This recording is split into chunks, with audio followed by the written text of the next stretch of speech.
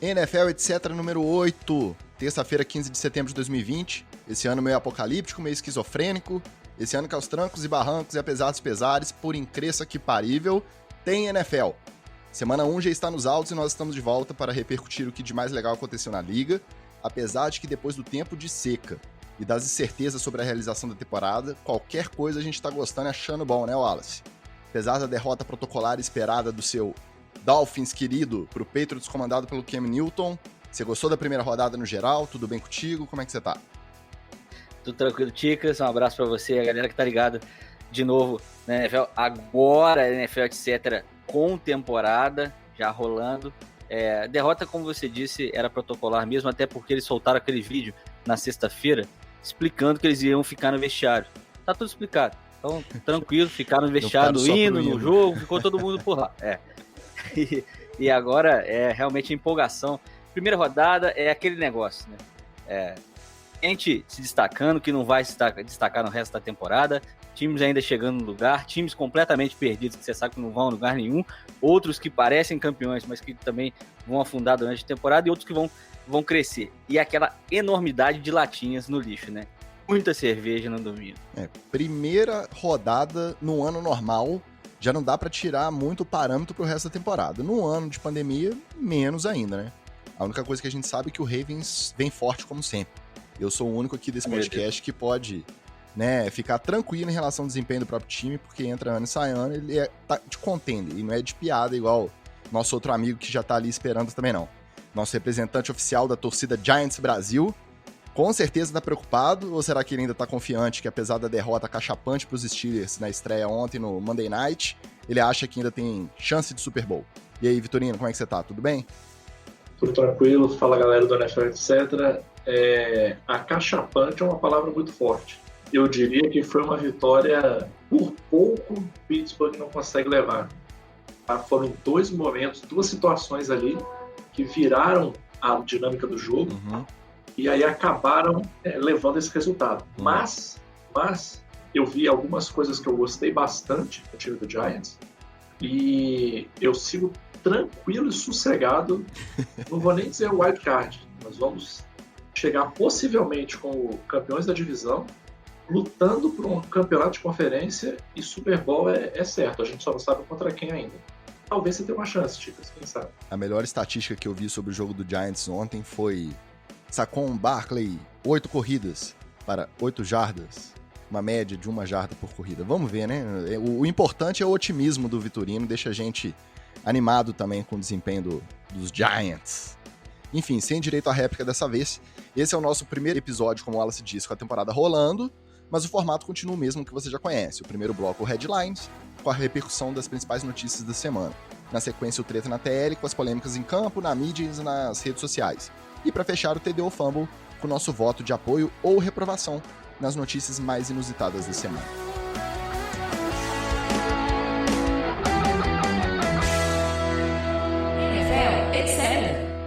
É claro, é óbvio que a nossa expectativa maior, nossa curiosidade mesmo era ver os times entrando em campo, os times jogando, as diferenças pro ano passado e o que eles vieram apresentar em 2020. Só que com a temporada começando no meio de uma pandemia que ainda parece longe de acabar e com as tensões raciais no maior nível em décadas nos Estados Unidos, era natural que o extracampo também chamasse muita atenção nessa primeira rodada. E a gente já teve um baque já de cara no primeiro jogo, na quinta, entre os Chiefs e os Texans, quando a gente conseguiu observar algumas ações, que foram a tônica também de outros jogos, no domingo e na segunda, com a diferença que em Kansas teve ocupação parcial do estádio, público de aproximadamente 16 mil pessoas. Então, todo mundo sentado, esperando o kickoff, começa a transmissão do primeiro jogo da temporada. A NFL, de cara, já promoveu vídeos institucionais contra o racismo nas transmissões, definiu que em todos os jogos, antes da execução do hino tradicional americano, né, o hino oficial, tem um hino que é considerado o hino da comunidade negra americana, e esse hino também vai ser executado em todos os jogos, antes do hino oficial. Via de regra, o hino oficial também entoado por cantores negros, tá? Pelo menos todos os jogos que eu acompanhei deram preferência para os cantores negros, e mensagens no final das end zones, de um lado It Takes Out All of Us, e do outro lado End Racism. e na alça traseira dos capacetes, conforme a gente já tinha comentado aqui. Eu confesso que, sendo Mahomes e Watson duas das maiores vozes, né, na off-season, em todos os protestos antirracistas, eu esperava eles em campo ajoelhados durante o hino. Só que o que eles alegam é para passar a mensagem, essa mensagem de unidade, de evitar rejeição, que eles iam evitar esse confronto, que eles iam protestar de outras formas. O Houston ficou nos vestiários durante a execução dos hinos, o Chiefs ficou de braços dados, porém, deixaram o Alex Okafor ficar ajoelhado sozinho.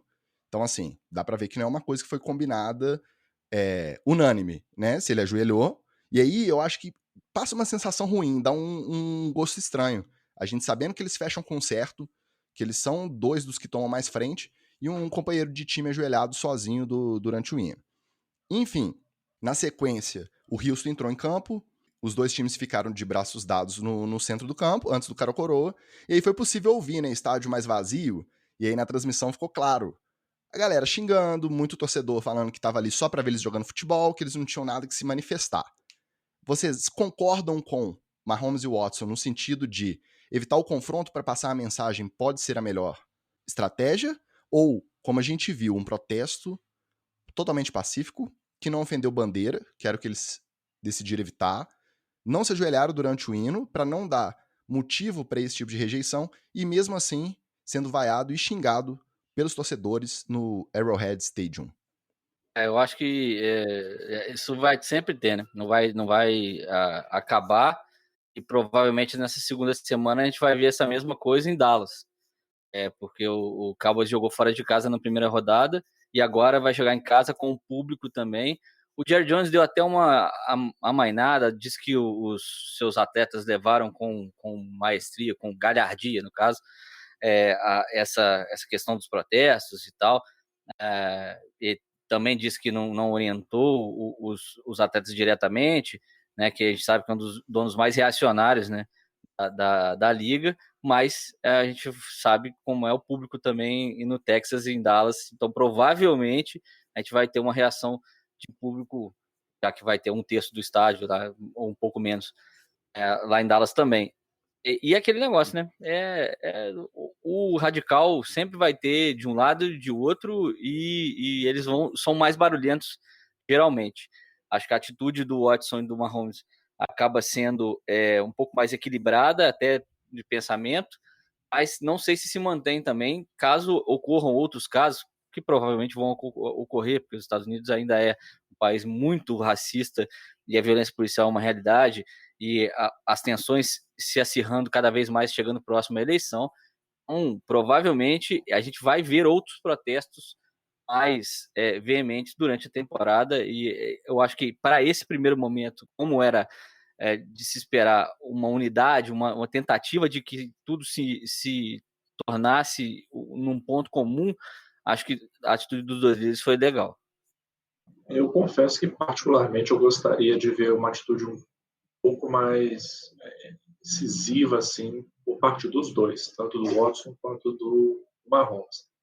Aquela questão do palanque que a gente sempre comenta. Até o torcedor de Kansas City lá, que estava vaiando, mais radical, se ele visse o Mahomes se posicionando de forma mais contundente, ele já, pelo menos, ficaria naquela, assim, pelo menos dividido, né? Tipo, meu QB, meu astro aqui, ele é contra, eu tô aqui vaiando, sabe? Eu acho que eu gostei muito de uma coisa que falaram no vídeo do Miami, que é o Enough Fluffy and Empty Gestures. Chega de gestos vazios e fofinhos. E eu acho que tem que ser bem por essa linha, assim. Eu acho que teria um peso muito maior se um Mahomes, um Deshaun Watson, quem sabe aí para frente um Lamar Jackson, um cara desse assim tivesse um posicionamento. Você imagina, aí já é muito sonho, né? Você imagina um Tom Brady ajoelhado. Ia ser uma coisa assim, cara, avassaladora, entendeu? Eu, particularmente, gostaria que fosse mais por esse caminho, mas vamos ver como é que fica nas próximas semanas. Eu entendo perfeitamente o argumento de querer evitar o confronto para os detratores não poderem usar o argumento de que estão desrespeitando o símbolo patriótico americano que é a bandeira. Mas, ao mesmo tempo, As vaias lá em Kansas, para mim, provam que não adianta o que eles façam. A recriminação de quem é racista, de fato, ela vai vir de qualquer jeito. É uma galera que não tem outro nome, é uma galera que é racista e que se posiciona contra quem tá protestando pacificamente contra o racismo. Isso não afeta em nada a vida deles. Né? Eles são brancos, eles não são afetados pela causa. Mesmo assim, eles fazem questão de demonstrar o desconforto deles. Então não adianta. Então, se é para ir pro confronto, é na hora do hino mesmo. Já que é para incomodar, tem que incomodar direito. O único outro jogo da rodada, por conta da tabela mesmo, né? Alguns estados vão poder ter ocupação parcial, mas por conta da tabela de quem jogava em casa e quem jogava fora, o único estádio da rodada que teve público parcial também, aproximadamente 14 mil, foi o Jacksonville Jaguars. E lá o time de Jacksonville ficou nos vestiários durante os hinos, o Colts ficou em pé, de braços dados durante a execução, tirando o Frank Wright. O técnico foi o único a se ajoelhar durante a execução. Mas, pelo menos pelo que eu li dos reportes, não teve registro de rejeição na torcida, não. Eu acho que o que resume isso, eu vi uma frase que a gente trouxe aqui para a pauta, do Lance Briggs, ex-linebacker dos Bears, que falou: existe uma parcela de americanos que nutre afinidade com os atletas negros enquanto eles são fontes de entretenimento, mas que rejeitam ou são indiferentes à sua agonia e os consideram descartáveis. Se ouvir isso te ofende, você provavelmente está nessa parcela. Então essas demonstrações aí, tanto nos estados que tiveram torcida quanto nas redes sociais, acho que só comprovam isso mesmo. Tem muito mais gente que se incomoda e que é contra do que a gente imagina quando a gente acha que a causa está evoluindo. Não, realmente, a frase é perfeita e define a situação. Porque provavelmente você está se questionando, mas eu não tenho nada a ver com isso, eu não sou racista, eu quero ver só o jogo de futebol americano, e não tomou consciência de que você está se incentivando o racismo caso você não se posicione nesse momento a favor dos jogadores e apoie o movimento. Porque o seu silêncio, é a sua inação, é a sua, digamos, ignorância diante do fato, é que contribui para que esse fato se perpetue, para que a voz dos racistas seja escutada, seja mais ouvida, né? Eu diria até mais, eu acho que caberia aí uma prova em contrário, assim. Se você entende que o problema não te afeta, mas você reconhece o problema como existente, então qual o problema de você se posicionar a favor? Assim, não, se é uma coisa que vai ajudar vocês, que vai melhorar a situação de vocês, por que eu não vou apoiar? Eu acho que o fato da pessoa querer se abster já é um posicionamento contrário. Assim. A frase está perfeita. Porque senão, é aquela coisa assim, fazendo um paralelo assim, bem tosco, se você vai tomar uma decisão que não me afeta, eu não tenho motivo nenhum, e você me pergunta, e você pede assim, não, me apoie para tomar essa decisão, se ela não me afeta, qual a razão que eu teria para, não, prefiro aqui me abster, não vou, não, eu só vim aqui para, não, problema, não me afeta. Se não me afeta, cara, vai te ajudar? Vai. Então eu te apoio. Pelo simples fato de que vai te ajudar, já que eu não sou vítima do problema. Então, assim, pelo simples fato de te ajudar, por uma questão de empatia, eu já deveria apoiar. Se eu não quero apoiar, se eu quero me abster, isso já é um posicionamento. E assim, na minha visão, como visão da frase, é um posicionamento contra. Entendeu? Na melhor das hipóteses, é um posicionamento negacionista. Não é bem assim, também está exagerando, entendeu? Mas tá errado, tinha que apoiar. Deixa eu só destacar aqui, naquela primeira rodada, a NFL fez um vídeo lá, falando dos protestos, aqui lá, e usou a imagem do Kaepernick ajoelhado.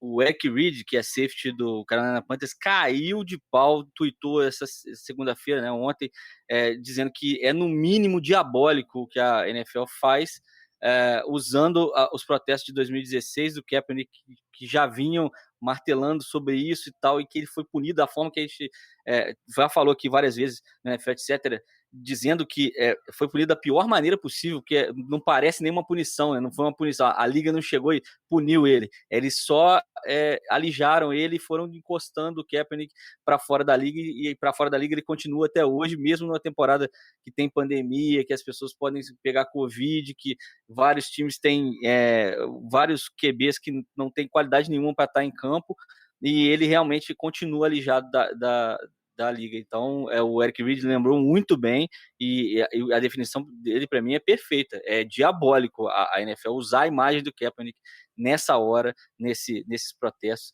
Eu acho que, realmente, a lembrança tem que vir, mas vinda da própria NFL, que nada fez para poder incentivar manifestações de jogadores antes. É bem, digamos, cara de pau, no caso. Diabólico é um bom termo. É, no mínimo, contraditório. Fazer o que fizeram com o Kaepernick e usar vídeo dele apoiando a causa 4 anos depois. Vamos ver como que isso se desenrola no decorrer da temporada. E já que você falou em Covid, os protocolos foram plenamente desrespeitados nas sidelines de basicamente todos os jogos. Isso foi muito fácil observar, porque ninguém fez questão nem de disfarçar. Era técnico e staff usando máscara errado, sem máscara. O Andy Reid, já no primeiro jogo na quinta, virou meme, usando face shield todo embaçado, ele não conseguia enxergar a planilha do playbook, não conseguia enxergar o campo, não conseguia enxergar nada. Cenas que chamaram muita atenção depois.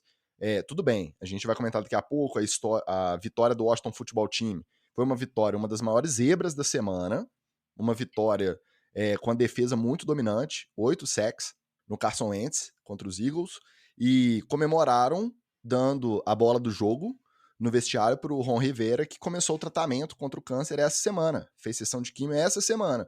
E a cena no vestiário, no momento bacana, no momento bonito, eram todos os jogadores que acabaram de sair de campo, aglomerados, entregando a bola e comemorando com o técnico. Então, assim, a NFL também observou, né, esse descumprimento aos protocolos e mandou mensagens oficiais para os times pedindo o famoso passou um pito, né? Famoso passou o pito. Você definiu bem, Wallace. Passou o pito nos times e falou que se permanecerem o desrespeito aos protocolos, os times vão sofrer punições.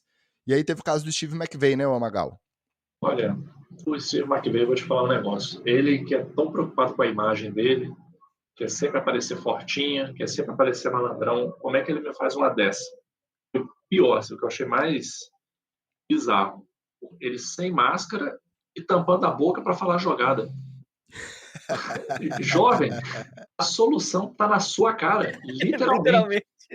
No queixo, no caso, tava no queixo. Sobe a porcaria da máscara e aí você resolve 2 problemas de uma vez só. Pelo amor de Deus, cara. Olha, eu só não vou reclamar mais do Rams, porque o Rams me deu uma grande alegria, que foi ganhar do Cowboys. Então, eu tô sossegado, mas pelo amor de Deus, chama que veio. Aquele brother que fica atrás dele, segurando ele pra ele não entrar em campo, puxando ele pra trás, pra frente, pra trás, pra frente. Ele pode levantar a máscara dele de baixar, não pode não? Com a luvinha lá, né?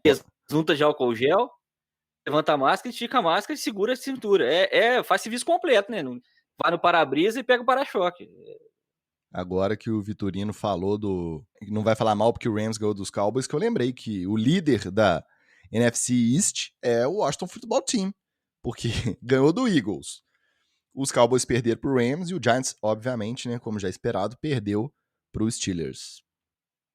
Foi uma nota digna assim, de aplausos de pé pro Ron Rivera, que além de me dar outra alegria, que foi ganhar dos Eagles, foi um cara assim, tá fazendo tratamento de câncer, estava lá junto com o time. No intervalo, ele não falou com os jogadores, porque ele foi tomar soro para poder segurar e continuar comandando o time ao longo do resto do jogo, e conseguiu trazer uma vitória contra qualquer estatística, contra qualquer expectativa. Então, só para registrar aqui meus mais sinceros parabéns de pé efusivos ao Ron Rivera, assim, que homão, tá mais do que de parabéns.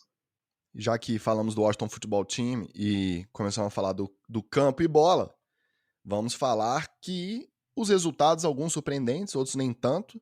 Chiefs e Ravens, confirmando favoritismo, vitórias fáceis, sem muita resistência dos adversários. Dá para imaginar uma final na AFC com algum confronto diferente de Chiefs e Ravens esse ano? Então, realmente num patamar um pouco maior, mais alto. Na verdade, eu vou trazendo aqui a estatística que vai te assustar, viu, Ticas?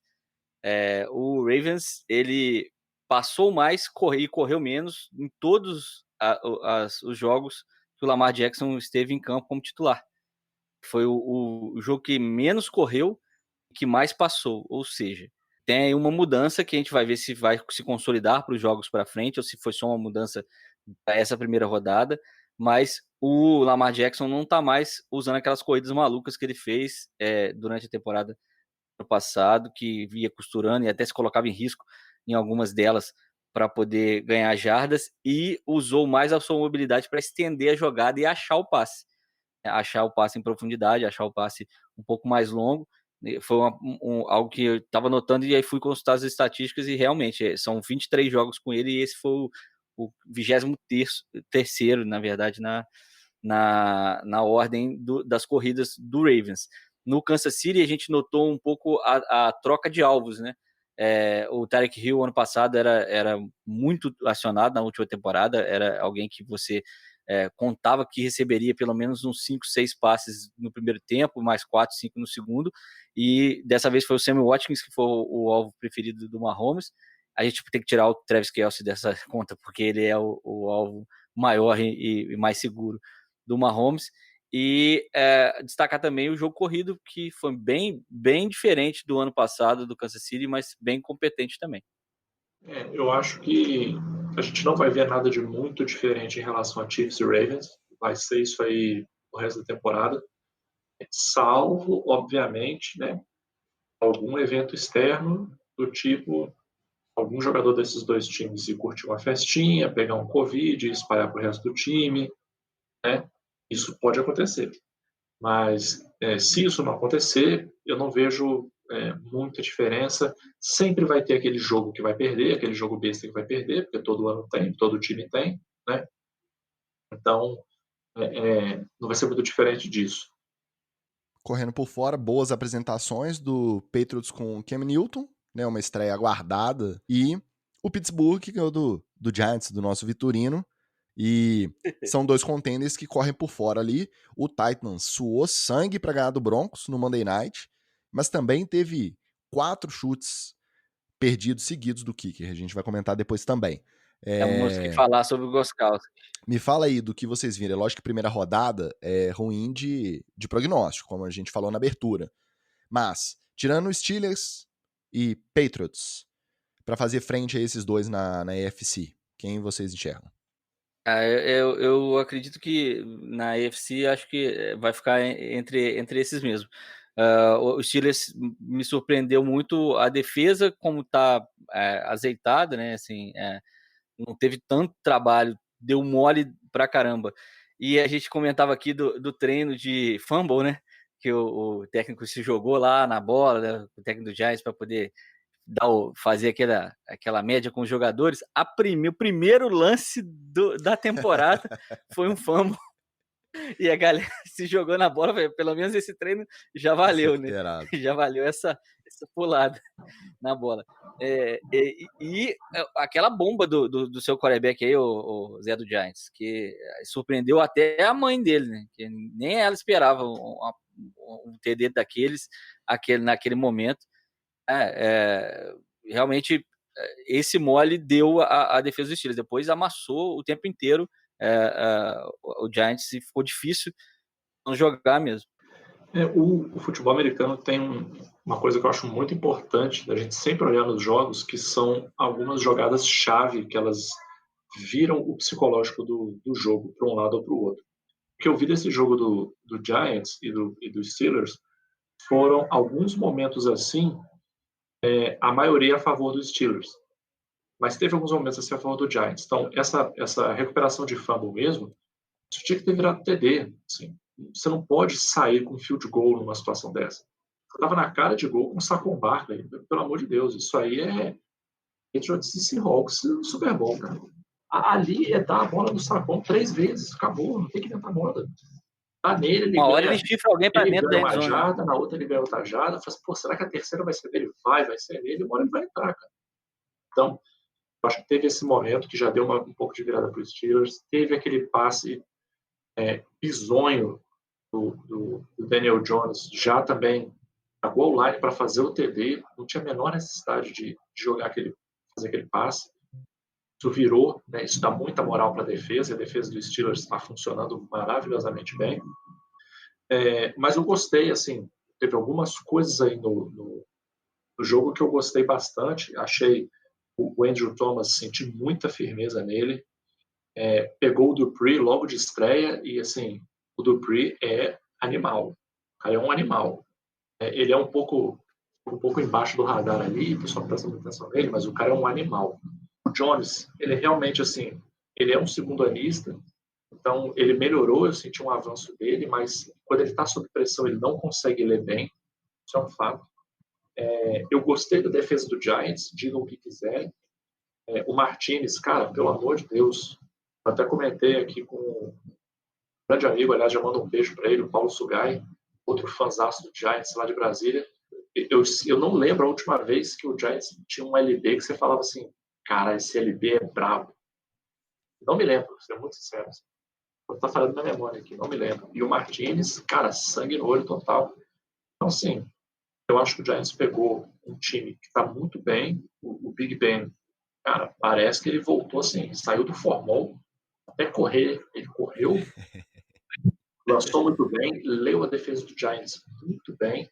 Ele fez vários ajustes ali de audibles que garantiram alguns downs.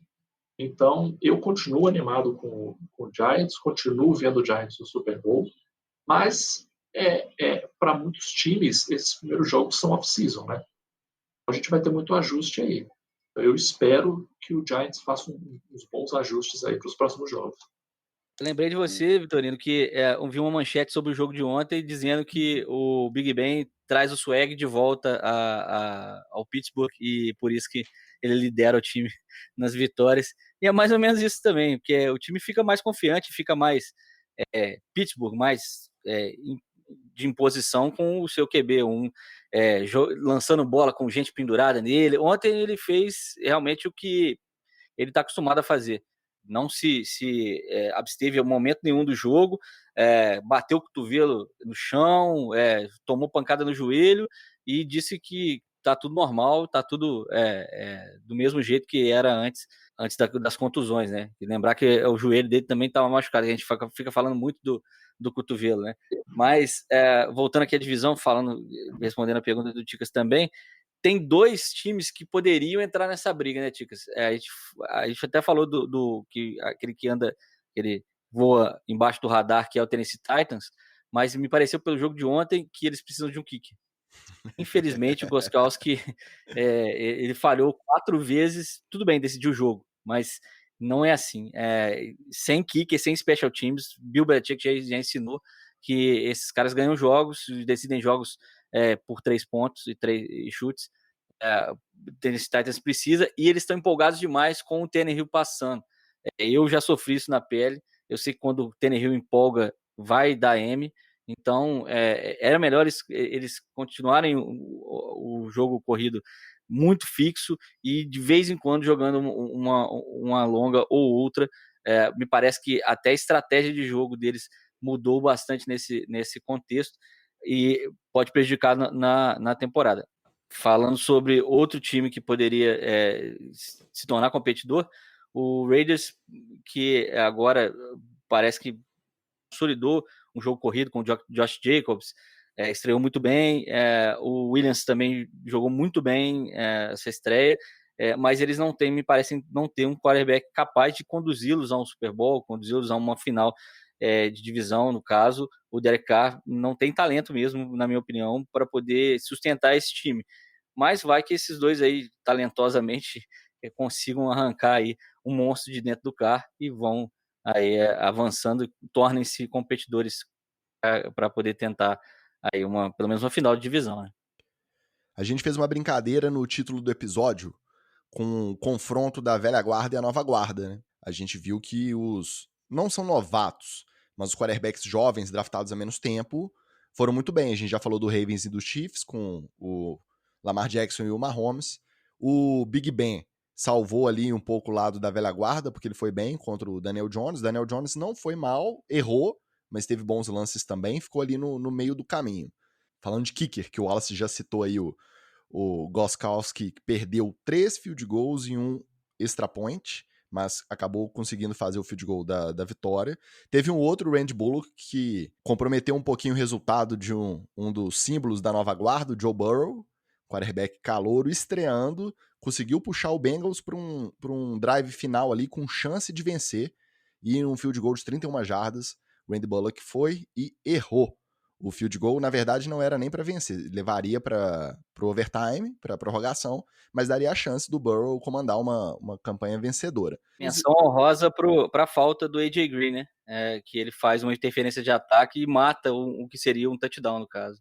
Ainda teve essa interferência que era também já era nesse lance, né? Nesse último último drive. E a falta foi bem marcada. A recepção foi linda, né? O pé esticado, já longe, ele totalmente fora já da end zone, só deslizando a pontinha do pé, mas como ele tinha empurrado antes, foi invalidada a recepção. E o Randy Bullock, quando chutou, ele já saiu puxando a perna, né? Quando ele foi dar entrevista depois no vestiário, ele falou que tinha estourado a outra. Aí no report no injury report dos Bengals saiu que ele tá com as duas panturrilhas complicadas. Aí deve ser complicado, como se não fosse que bastasse uma, né? O cara no primeiro jogo dele na NFL apanhou igual mala velha, como diz o Victor T sobre a OL do Bucks. O Joe Burrow também apanhou igual malha velha. O Anthony Lynn botou blitz em cima de blitz. Só acho que no primeiro tempo ele foi sacado 3 vezes. Conseguiu recuperar para no final não conseguir jogar a prorrogação porque o kicker errou o chute. Vou lembrar aqui um amigo nosso, um abraço para ele, o Alexandre Serpa, o Grê, bate muito nessa tecla sobre jogadores de futebol, que a tensão pode causar contusões musculares. Pode ter sido isso, pela primeira vez decidindo um jogo, a tensão total detonou, foi logo da musculatura das pernas, das duas pernas. Ele teve uma cãibra generalizada, né, no corpo inteiro. Ele puxou uma ali só pra constar. Elegeu a que tava doendo mais. Nosso amigo Alexandre Gresserpa, que é companheiro de profissão do Vidurino. E falando em kicker também, só registrar a nota rapidinha que o Cairão ficou 100% de aproveitamento. 2 de 2 em field goals, 3 de 3 em extra points na vitória do Bears sobre o Detroit, de virada, com o Trubisky também contando mais aí pra nova geração. O Trubisky sempre muito questionado, mas parece que jogou bem. Eu confesso também que esse jogo eu não assisti, mas pelos reportes, pelos highlights, comandou uma virada, saiu de 23-6 para 27-23 contra os Lions. Teve um drop ridículo do running back calouro também, do DeAndre Swift dos Lions, no finalzinho, né? Sozinho na endzone, era só abraçar a bola e correr para o abraço. Ele se empolgou, deixou cair e não valeu. O jogo mais esperado era o confronto Brady versus Brees, né? O confronto do horário das 5h25 aqui no Brasil, Tampa Bay Buccaneers versus New Orleans Saints. Nenhum dos dois jogou bem. Já podemos desembarcar do hype do Tampa Bay? O que vocês acham? Já dava para desembarcar depois do halftime. Pode desembarcar. Só não desembarcou quem é clubistão mesmo. Clubistão do Brady, né? Nem clubistão do Buccaneers, não. Mas falando sério, eu acho que o Brady teve um choque de realidade, assim, né? Ele saiu do hotel 5 estrelas e agora ele tá no 3 estrelas. Então agora ele viu que o chuveiro não esquenta, que a cama é meio dura, que não tem serviço de quarto. Ele começou a sentir que o negócio... E, para meu deleite todo a raiz do Giants, Brady ficou puto. E quando o Brady fica puto, a gente sorri. Então, para mim foi sucesso. Não é nem para desembarcar só do hype, não. É um choque de realidade, como disse o Vitorino muito bem. Nenhum time é igual o New England nesse aspecto de organização e de franquia vencedora, e essa filosofia ficou lá com o Bill Belichick. A gente pôde ver com o Ken Newton. Agora, destacar que esse foi o primeiro jogo da NFL, história da NFL, que os dois quarterbacks tinham mais de 40 anos iniciando a partida. O Drew Brees não jogou muito bem. A gente pode até forçar, falar assim, jogou melhor que o Brady porque ganhou o jogo. Então, mas ele não jogou muito bem e teve uma contusão muito séria para as pretensões do New Orleans, que o Michael Thomas machucou, e parece que é sério a contusão, ele vai tentar jogar na segunda semana, já prevendo que vai estar ainda se recuperando, mas pode ser que ele tenha que ficar mais tempo e perder bastante tempo aí da temporada por conta do joelho. Então é algo que acende uma luzinha pelo menos amarela lá em New Orleans, porque senão aí vai ficar só unidimensional, Alvin Kamara, de vez em quando o passezinho pro Jared Cook, mas o Thomas é peça fundamental para o New Orleans tentar chegar em algum lugar nessa temporada. Pelo menos eles vão ter um dia a mais, né? Porque o jogo deles é na segunda, então vai ter mais um diazinho, mais um domingo para tentar recuperar, mas vai ser apertado. Não foi uma rodada muito caracterizada por lesões graves. A única de encerrar a mesma temporada foi a do running back 1 dos Colts, o Marlon Mack, rompeu o tendão de Aquiles, está fora da temporada.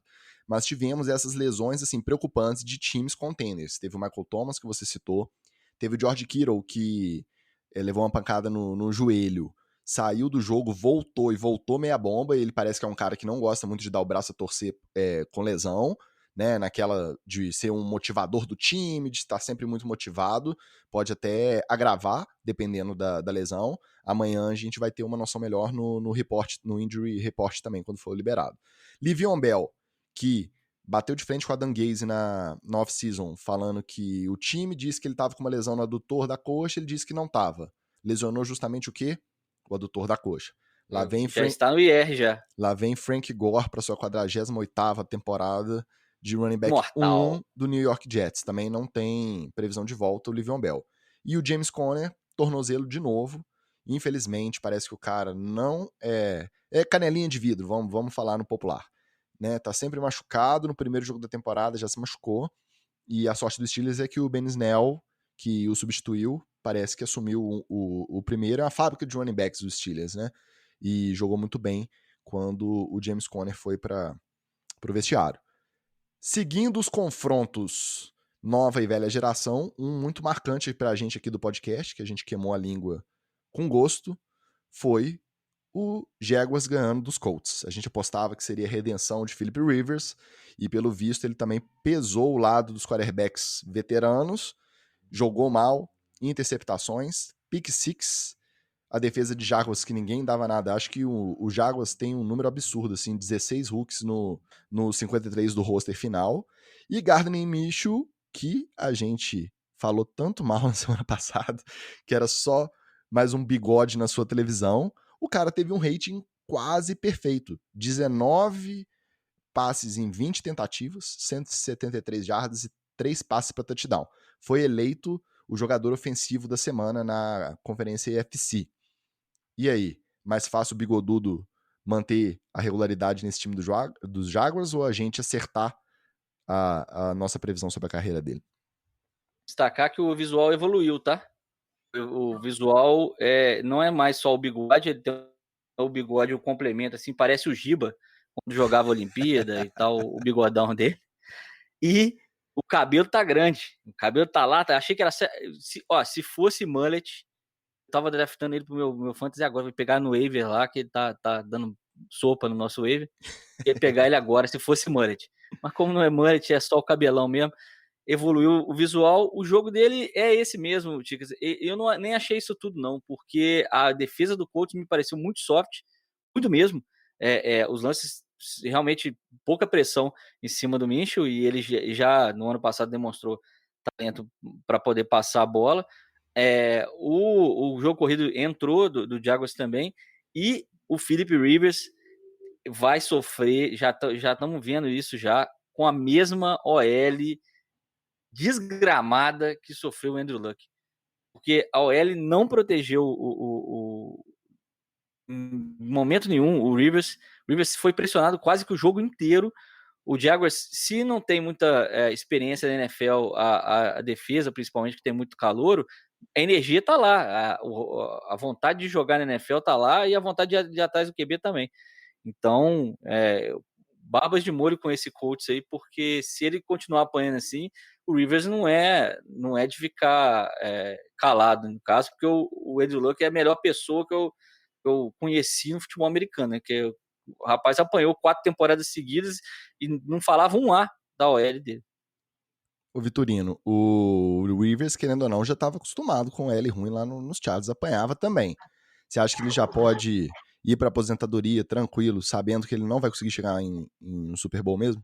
Olha, eu vou ser muito sincero. Eu sempre vi muita gente falando que o Rivers é muito bom, mas tá num time que não ajuda, que ele fica voando embaixo do radar, mas que o cara é muito bom. Mas assim, eu só ouvi conversa, conversa, conversa e resultado mesmo, nada. A verdade é essa. Ele sempre teve temporadas bem medianas, agora indo pro Colts. Que não sei o que, agora vai. As pessoas perdem de perspectiva que o time de futebol americano não é só o cara. Não adianta. Então, concordo com o Alas, achei a defesa muito soft, muito eco errado. A defesa do Colts faz um negócio, apesar que a maioria dos jogadores da NFL faz isso, eu odeio isso. A mania que os caras têm de vai chegar no cara que está com a bola, primeiro tenta forçar o fumble antes de garantir o tackle. Aí você não consegue forçar o fumble e você não conseguiu garantir o tackle e o cara escapa de você. Perde o tempo pro tackle, não consegue o fumble e aí a jogada prossegue e o ataque ganha mais jarda. Exatamente. Eu entendo que na NFL os caras são mais rápidos, são mais fortes, mas aqui no FABR, o que a gente sempre ensina para o pessoal de defesa é o primeiro jogador defensivo que chega na bola é para garantir o tackle. O segundo e o terceiro podem tentar forçar o fumble, nunca o primeiro. Mas na NFL é direto. Você vê, o cara, ele já vem pulando, tentando forçar o fumble antes de garantir o tackle. Fica vendo o jogo do lado do Vitorino, é engraçado, Ticas, porque ele xinga isso o tempo inteiro. Sei lá, tem 100 jogadas no jogo, em 80, ele faz do tackle, rapaz, faz do tackle. Para de querer tomar bola. É absurdo o quanto que isso acontece. E o que me espanta particularmente é porque, na maioria dos casos, o cara não consegue forçar o fumble. Se fosse uma coisa assim, não, 50%, 60% das jogadas, o cara consegue forçar o fumble, ou pelo menos ele chega a botar atenção. Mas muitas vezes não, assim, a gente vê um monte de tackle errado, de tackle perdido, porque o cara vem tentando forçar o fumble. A gente viu isso muito no jogo do Tennessee, com o pessoal querendo dar tackle em cima do Henry, pegando o tackle no peitoral dele. Cara, você não vai derrubar ele acertando o peitoral dele nunca. Se você é um jogador da NFL normal, você vai ter que ir nele da cintura para baixo. Você não vai derrubar o martelo do Thor, você consegue, né? Talvez. Então, eu acho que essa mini hype que criaram aí pro Colts é meio infundada. Posso queimar a língua. Mas não vejo espaço para ter muito avanço nos Colts. Philip Rivers começar a voar, a OL dos Colts começar a voar. Não vejo os Colts como um time que possa efetivamente causar algum estrago, não. Quem torce pro Ravens vai lembrar, eu xinguei muito ano passado o Marlon Humphrey, eu acho que foi contra o Browns mesmo, que ele conseguiu chegar inteiro em cima, eu não sei se era o Jarvis Landry ou o Odell Beckham, chegou inteiro, tentou dar o soco na bola, perdeu o tempo, e ele é leve, né, ele não é dos mais pesados, e ele ganhou mais não sei quantas jardas, foi pra first down. Aí eu xinguei enquanto eu ainda tava xingando, jogada seguinte, passe também, ele na cobertura, ele foi de novo para dar o soco e dessa vez ele conseguiu o fumble e recuperou a bola. Mas assim, estatisticamente é muito ínfimo, né? E o pessoal trabalha tanto com dados agora, todas as equipes, tanto de defesa e de ataque, tem scout específico para ver o que vale a pena em cada jogada, mas eu acho que é a vontade do cara de defesa de fazer big play mesmo. A vontade do cara ser decisivo ali e muitas vezes ele acaba deixando passar. Verdade, mas o grande problema desse tipo de atitude é que ele proporciona ao adversário, quando ele se livra de você, geralmente é o first down, o TD, a punição a essa jogada é uma punição para o sistema inteiro, sendo que é uma atitude individual sua. porque você é quem decide ir lá dar um soco na bola, ao invés de ir na perna do jogador e parar simplesmente a jogada e vamos reagrupar aqui para poder voltar.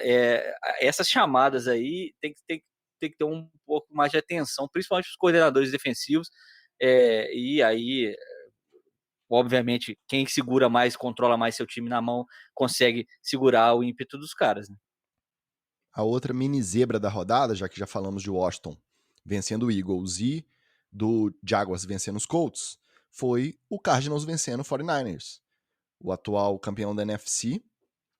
O jogo foi disputado, o Kyler Murray jogou muito e pesou também a balança para os quarterbacks jovens contra os veteranos. O Garoppolo não é tão veterano, tá ali na intermediária, mas já tem alguns bons anos na liga.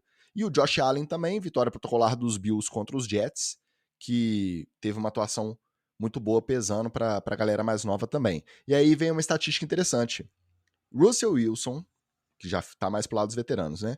Lamar Jackson, Kyler Murray, Josh Allen, Cam Newton, também veterano, ganharam seus jogos liderando seus times em jardas corridas.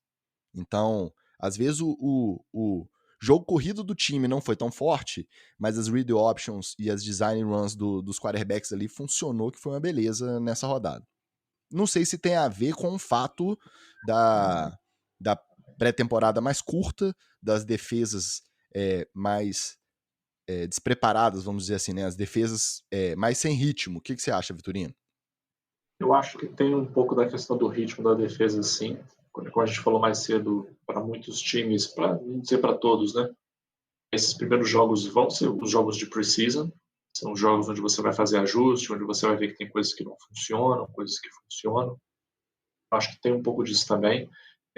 Os jogadores da defesa, eles naturalmente, por essa falta de contato, eles acabam sendo um pouco mais prejudicados, não vou dizer muito, mas um pouco mais prejudicados, porque eles não podem, esse período todo dos treinamentos onde você ainda não podia ter contato, para o jogador da defesa é muito ruim. O QB lança a bola, o wide recebe, mas para o jogador da defesa é muito ruim, principalmente para o corner. É uma posição que o cara já fica em desvantagem natural, né? Então, eu acho que pode ter um pouco disso também. E uma coisa que me chama a atenção, né? Você tem QBs que sabem correr, que estão fazendo a diferença nos seus times. Do outro lado, você tem New York Jets dependendo de Sam Darnold e do vovô McCoy para poder tentar fazer alguma Frank coisa. Gore. Você tem o Derek Carr, que não está conseguindo fazer muita coisa lá nos Raiders. Né? Você tem o Tannehill, Tennessee, que é aquela coisinha de sempre que a gente já conhece. E tem um QB free agent aí, undrafted, que corre bem, que tem experiência na liga, que está disponível aí procurando um lugar para jogar. Vai aparecer vaga para ele? Não vai, né? Então você vê que esses QBs que lideraram seus times em corridas não fogem de suas características, né? O mais espantoso até de dois aspectos. Vamos lá, o Lamar não é surpresa nenhuma, a gente sabe que ele vai liderar as corridas do Ravens e tal. O surpreendente aí é o New England mudar da água para o vinho o seu ataque com dois QBs completamente diferentes entre o Brady e o Cam Newton. A gente até achava que no começo da temporada ia demorar um pouco mais de adaptação, mas muito mais contando com o braço do Cam Newton, até por conta das contusões dele que tornaram ele um pouco menos móvel, mas ainda está móvel o suficiente para poder decidir o jogo, pelo menos um jogo contra Miami, né? Que não, digamos assim, é um jogo de uma equipe profissional contra uma equipe de college, né? Na proporção. Mas o Cam Newton usou as características e o Bill Belichick conseguiu adaptá-lo ao estilo do New England jogar. Você vê que é aquele joguinho de placar baixo, decidido nos detalhes, que faz diferença um TD corrido ali do QB. Ou seja, o Bill Belichick nunca tem aqueles tiroteios gigantescos, tirando algumas vezes que o Brady teve que virar jogos aí no quarto, que estava tomando 20 pontos no lombo, já, e aí acaba tomando 30. As defesas do Bill Belichick geralmente não tomam muito ponto, e o Cam Newton se adaptou bem ao estilo de game manager também. Então, para mim, esse ponto é um. O outro é o Russell Wilson, que apesar de ter liderado o time em corridas, passou muito mais nesse primeiro jogo, dessa primeira semana, do que no ano passado. Ou seja, parece que o Pete Carroll escutou comentaristas e até mesmo a torcida do Seahawks falando para deixar o Wilson passar a bola, porque ele é tão bom quanto nas corridas, e aí ele vira realmente uma ameaça completa. Acho que esses dois aí, digamos, mais veteranos, que podem, vamos colocar aí no meio também o Aaron Rodgers, que é móvel também, que podem, digamos, se encaixar nessa nova tendência dos QBs, né? O Vitorino citou aí o Sam Darnold, eu coloco o Kubruz lá, o do Sursim, o Mitch Trubisky. Nessa aí também, vamos colocar aqui o Carson Wentz. O Carson Wentz também são QBs mais à moda antiga, né? Eles não são tão móveis quanto esses mais jovens, que já vem de uma nova filosofia no college, que se você não correr, se você não se mover, você tá morto. Então, aí Big Ben entra nessa teoria, se bem que ele correu 11 jardas, parecia uma estátua tropeçando, mas conseguiu um first down, inclusive, no jogo contra o Giants. Mas esses caras se encaixam melhor aí dentro dessa turma mais nova, que pode correr para poder manter a jogada viva, pode correr para poder ser ameaça real de ganho de jardas, e pode passar também a bola em movimento. Também. Então, vai ser interessante ver esse duelo até o final da temporada. Queria lembrar que, para finalizar aqui o nosso confronto nova e velha geração, você citou o Aaron Rodgers, ele pesou a favor da velha geração, né? Ele não tá na categoria velhos caquéticos, ele se salvou dessa, tá? Vovô garoto, jogou muito, garantiu a vitória contra o Minnesota, e que em Miami teve também um veteranaço que foi muito mal, tendo um nova geração, um New Generation, um milênio ali sentado no banco. Vamos ver até quando o Fitzpatrick vai manter a titularidade. Então bora para o treta na TL. DeAndre Hopkins tuita agradecido. Não é que ele fez um tweet agradecido, não. Ele tweetou agradecido, grateful. Foi só esse o tweet. Logo após a derrota dos Texans para os Chiefs na quinta-feira. O jogador alega que fazia menção à entrevista que tinha acabado de dar ao Jimmy Fallon. Dá pra comprar essa história aí? É recalque ou foi só coincidência? Vindo do DeAndre Hopkins, não sei não, hein? Tenho minhas dúvidas que ele quis deixar no ar. Se ele quis deixar no ar e foi para falar do ex-time, ranço, juvenil, garoto, não precisava. A melhor resposta que ele pode dar para o time antigo dele é anotar um monte de TD. Essa é a melhor resposta que você dá. Anota o TD, vai lá, faz sua dancinha na endzone, acabou. Acho muito baixo, muito pequeno, ficar com tretinha com o ex-time, entendeu? Melhor ser igual o Brady, que só tem saudades. Eu realmente não tenho dificuldade de acreditar que é por causa da entrevista que ele estava dando, que ele está grato de dar uma entrevista. Se for assim, então vai ter que agradecer todo mundo que vai lá e escuta o rapaz, né? Tudo bem, é Jimmy Fallon, é um programa nacional, né, e tal, mas tem muita dificuldade de acreditar nessa versão aí do DeAndrezinho da Bahia. Agora, ele é um jogador talentoso, realmente estava bem perdidão nesse ataque aí, era um cara que obviamente podia o time fazer grandes coisas, e fez uma opção de sair da equipe. Acho que isso tem que ser tratado, como o Vitorino mesmo falou, de forma um pouco mais profissional, do que de ficar de picuinha, de ficar de respostinha aí.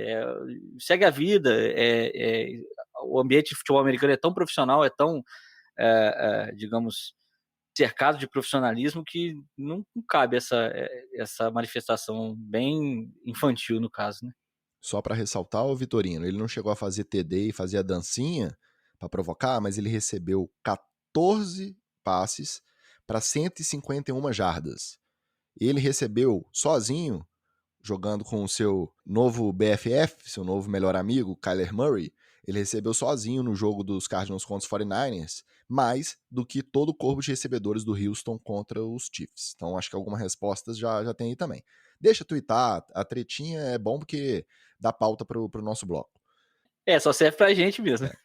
Isaiah Wilson preso por dirigir embriagado.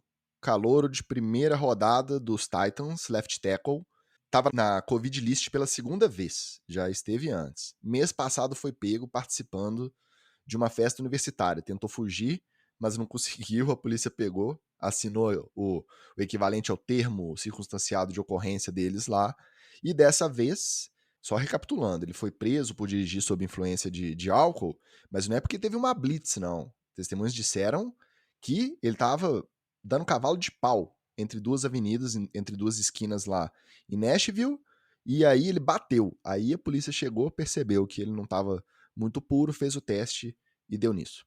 Tá errado 3 vezes aí. Tá errado de estar dirigindo bêbado. Tá errado porque mal chegou e já tá merdando. E tá errado porque nem dá cavalo de pau o cara sabe. Ele conseguiu errar 3 vezes de uma vez só. Aí é por isso que eu digo, o serviço que eu já ofereci mais de uma vez aqui nesse podcast continua sendo ofertado.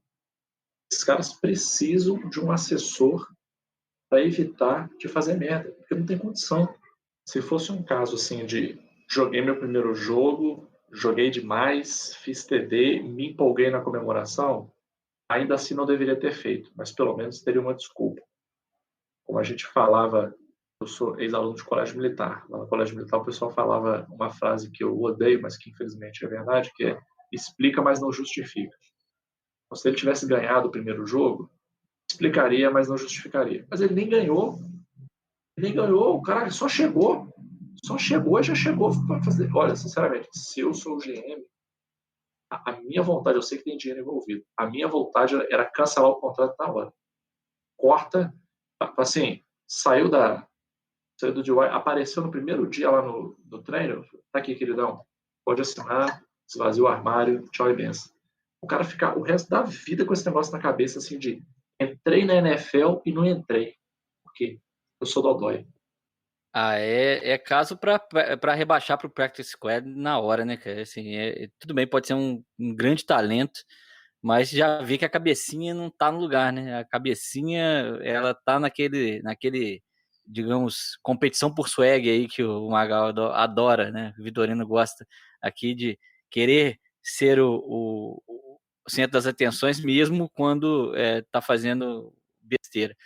Então, o cara nem estreou na NFL, cara. Realmente é algo que desafia as mais brilhantes mentes humanas a descobrir o que se passa na cabeça de um cidadão desse que tem uma oportunidade gigante de jogar na maior liga do planeta e simplesmente preso um dia antes de nem estrear.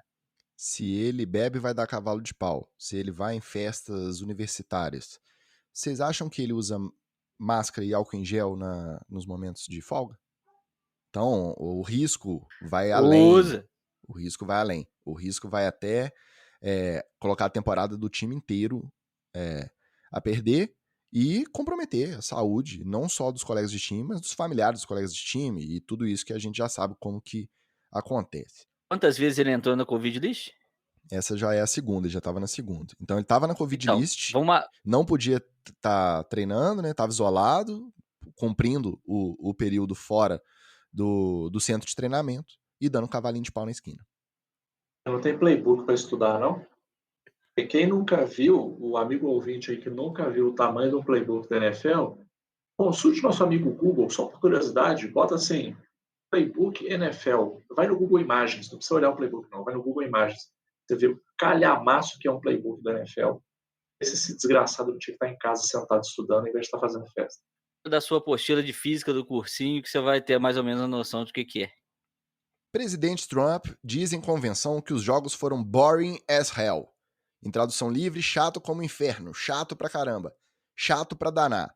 Você vê uma primeira rodada que teve zebra pra cima e pra baixo, TD de tudo que foi jeito, treta dentro de campo, com os caras de Miami tentando arrancar a correntinha que a avó deu pro Cam Newton, teve rodada dupla de Monday Night, teve tudo que você pode imaginar, e obviamente o cara tem coragem de falar isso porque ele tá politizando as manifestações da liga e dos jogadores. Sem surpresa, né? A gente sabe que esse aí tá vivendo numa realidade paralela tem um tempo, né? Então, pra ele, na realidade paralela dele lá, não morreu ninguém na primeira rodada, ele achou chato. ele não gosta muito da galera ter consciência e empatia com a luta dos negros dos Estados Unidos. Então, vindo dele, como diria o colega aqui, jornalista do Brasil, quando era xingado pelo Eurico Miranda, então, vindo dele, esse xingamento é elogio. O Trump ele não serve para nada, né? Se você for pensar bem, ele só estorva. Sério, ele só estorva. Ele não faz nada que preste, ele não agrega em nada, ele só estorva. A única coisa boa que o Trump faz é servir de inspiração para o Alec Baldwin imitar ele. Para quem nunca viu, vai no YouTube e bota Alec Baldwin Trump Impression. Cara, o Alec Baldwin é perfeito. Ele é perfeito. É só para isso que o Trump serve. Sinceramente. E a gente não perdeu o costume, né, Tica? Se foi uma coisa que o Trump falou, só tem uma coisa para dizer. Prepara o apito. Foda-se. Não digo mais, como você mesmo já citou aqui nesse podcast, ô Vitorino. Se ele achar chato parar de assistir, ótimo. Se os apoiadores seguirem a linha de raciocínio, melhor ainda. Eles são maioria, eles são não só conservadores, são racistas, então quanto menos tiver acompanhando a liga, pra gente é melhor. Uma desanuviada no ambiente, né? Acho até que eles poderiam, já aqui, ó, você vê que eu sou um cara do empreendedorismo. Eles poderiam fazer a TFL, a Trump Football League. E aí vai jogar para lá. Joga só jogador redneck, racista, fascista, conservador. Pronto, joga para lá. Aí sai. Aí já aproveita os jogadores da NFL que são conservador, fascista, racista também. Vai todo mundo para a TFL, para a Trump Football League. Quem for torcedor, que for apoiador do Trump, que for racistão, redneck, vai todo mundo também. Fica todo mundo lá assistindo a TFL e pronto, vai lá, ó, melhor ainda. Vai vender direito de transmissão, faz a dobradinha, jogo da TFL, o aprendiz, e pronto, vai ser feliz para lá. Então bora pro TD Fumble.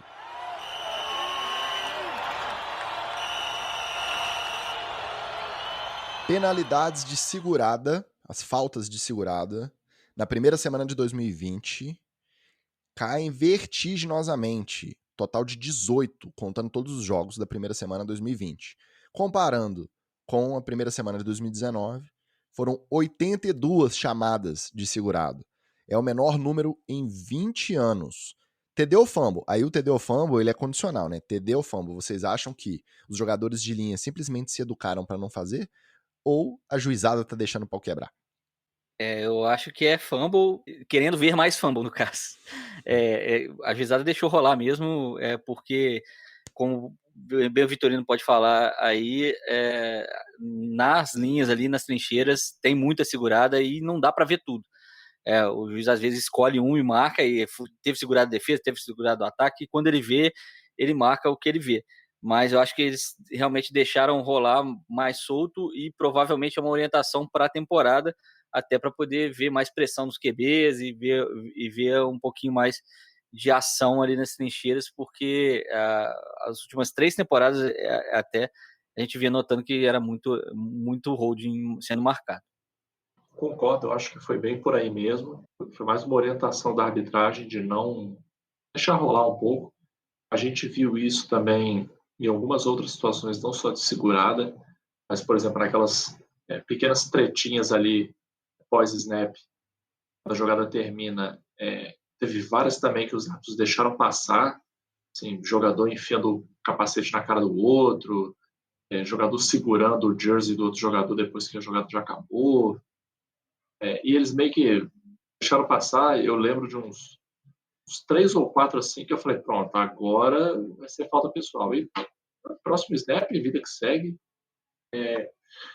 Sinceramente, pode ser uma opinião meio polêmica, mas eu acho que é TD. Eu acho que de uns anos para cá, a NFL ficou muito xarope, marcando muita coisa. Eu entendo a justificativa de querer proteger a segurança do jogador, mas a segurada ali na OL, eu acho que tem que deixar a trincheira brigar um pouco mais, assim. Acho que a coisa corre um pouco mais solta. Pra mim é TD com o time dos outros e fumble quando for o meu. É muito bom você sentar e ver um jogo sem ficar parando toda hora por causa de flanela. Porque aí não é só flanela. Aí tem um montinho dos juízes pra discutir, confirma o número do jogador que fez a falta, aí vira pra câmera, anuncia no alto-falante do estádio, aí reposiciona e solta o relógio pro ataque fazer o próximo snap. Então, quanto menos disso tiver nos outros jogos, melhor.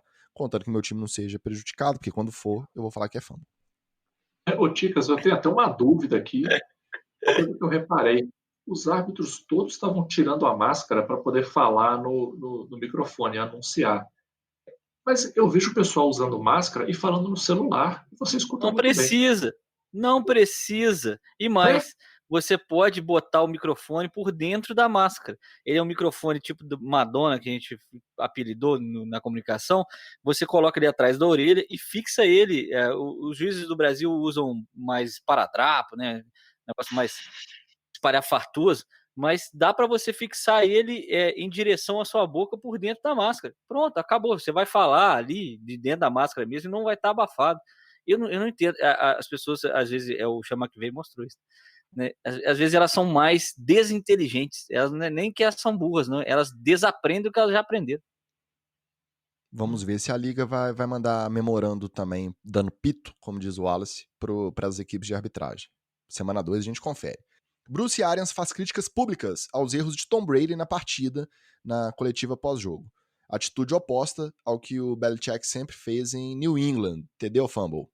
Fumble, apesar de ser contra o Tom Brady, fumble. Por duas razões. Uma, isso é uma regra básica. Elogio você faz em público. Carão, também é uma expressão que eu gosto, né? Dar carão, dar esporro nos outros, você dá no particular. O Bruce Arians, por outro lado, não é um cara conhecido por ser muito sensato, né? É um cara equilibrado. Só que ele está esquecendo que ele depende desse senhor aí que joga com ele. Então, eu acho que foi um fumblezaço dele. Para mim é TD, porque faz parte daquela rotina que disse Vitorino muito bem, que o Brady tem que se acostumar. Acabou esse negócio de Bill Belichick passando a mão na cabeça, o famoso do your job. Chega lá, agora é chuveiro, não esquenta, água fria no vestiário, vai tomar, merece. Entrou por uma outra classe, meu. Você agora é o novato. Pode carregar toda a fama que o Brady tem. Só que é outro esquema. É outro treinador, são outros companheiros. E ele mesmo, o Brady, não fez questão de manter na miúda. Ele chegou no sideline pelo menos umas 3 vezes flagrado na câmera, gritando com os companheiros: get open, get open, get open. E os caras têm o direito de gritar de volta, inclusive o treinador fala assim: bota a bola lá. Eu tava aberto, você que tem que colocar a bola lá. Então, se começa nesse clima, ele chegando e avisando e sendo incisivo e não querendo ser cobrado pelo que ele deveria ter feito na primeira rodada, eu acho que já começa muito mal o Tampa Bay, mas para mim é uma boa atitude do Bruce Arians já baixar a bola da criança. Mas não pode maltratar o Tom Brady, porque tem que seguir o estatuto do idoso, tá? Ele já é grupo de risco, né? Para mim é TD justamente por conta do que o Wallace apontou. Se tira o dele da reta, sendo que o erro foi aparentemente dele, coloca o do recebedor. A jogada que repercutiu mais foi uma que o Mike Evans também teve um erro na rota. Mas mesmo assim, o Brady, antes de lançar, ele viu que o Mike Evans errou a rota. Então dava para lançar a bola melhor, né? E foi overthrow. Então se tirar o do Brady da reta, vai sobrar para outra pessoa. Se ele não é o cascudo, ele não é o fodão, ele não gosta de botar essa marra, então quando ele errar, tem que falar em público mesmo, TDzaço. Até para isso ele tem costas maiores, né? Até para apanhar ele tem costa maior do que o Evans. O famoso, você não é o bichão? Exato. Derek Carr usa o nome da esposa do técnico John Gruden em chamada durante a vitória contra os Panthers no domingo, sem que o técnico soubesse. Então imagina a cena. Tá chamando a jogada, ele sabe que os audibles eles estão mais expostos porque não tem torcida, não tem ruído externo. Então da mesma forma que fica mais fácil dos próprios jogadores ouvirem, fica mais fácil do time adversário ouvir também. E aí, na contagem, o cara começa a inventar a expressão. Tanto que ele falou lá, Sid Gruden e Tiger Woods. Foram os nomes que vieram na cabeça. Só que isso não estava combinado. Ele estava fazendo só aquela contagem fake para enganar a defesa. E aí o técnico tá na beira do campo e simplesmente ouve o nome da esposa dele ser chamado pelo quarterback, que ele já não tem uma relação 100%, já não é das melhores, fez muito elogio ao reserva, o Mariota, durante essa off-season e ouviu o nome da esposa sendo chamada na saída da jogada. Entendeu, Fumble? Não tem jeito, TD, o cara, eu critiquei, ele não tem tanto talento assim, mas parece que para comédia ele tem bastante, então ele já tem uma segunda carreira aí para poder seguir, porque realmente deve ter dado um susto ali no John Gruden, e eu imagino o que esses caras não falaram no vestiário, né? Ele já não é muito fã do Derek Carr, né? Eu também não sou muito fã do Derek Carr, mas depois dessa aí eu até amansou meu coração. Vou torcer um pouquinho mais pro sucesso do Raiders e com o Carr conduzindo, nada de maricota. Eu acho engraçado ver como que esse pessoal tem tempo livre para ficar inventando piadinha, inventando brincadeirinha, graçolas para fazer na sideline. Eu curto, eu acho que tem que fazer mesmo. O John Gruden gosta de fazer as graçolas dele. Tô com Covid, vamos ver o que o pessoal... Vamos lá, fala com eles lá que eu tô com Covid, vamos ver o que eles vão achar. Vamos ver. Ele gosta de fazer as graçolas dele, então ele vai ter que ouvir graçola também. Para mim foi TD. Eu já diria seu Madruga, vingança nunca é plena, mata a alma e envenena. Mas na verdade eu acho que é fumble, porque eu não acho que foi deliberado. Se fosse pra zoar o John Gruden, pra mim era TD. Mas pra mim, pelo Derek Carr, pelas posturas dele, eu acho que foi muito... Preciso inventar nomes. Quais nomes eu vou lembrar? Ato falho. O nome que ele... famoso ato falho. O nome que veio na cabeça. E ele verbalizou... Fica mais engraçado. Imediato. Falho mais engraçado. Imediato foi Cindy Gruden. Ninguém merece Derek Carr. Pra finalizar, Rayshon Jenkins e Mike Badgley, safety kicker dos Los Angeles Chargers, respectivamente, jogam Fall Guys no telão milionário de última geração do SoFi Stadium, antes ou depois de um treino. Entendeu, Fumble? TDzão. Tem um telão daquele, novinho. Não vai aproveitar para dar uma jogadinha? Para mim, um TDzaço, tem que jogar mesmo, tem que dar uma aproveitada, fazer umas graçolas aí também. E vamos combinar. No caso dos Chargers, não vai ter muito mais alegria aí ao longo da temporada que não seja ficar jogando videogame no telão. Então, tem que aproveitar. Jogar videogame, pra quem gosta, eu gostei até o Nintendo, né? O pessoal tá até me zoando aí nas outras edições que eu falei, fui falar de Madden, mas para ele jogar videogame no futebol, do Campeonato Brasileiro do Super Nintendo.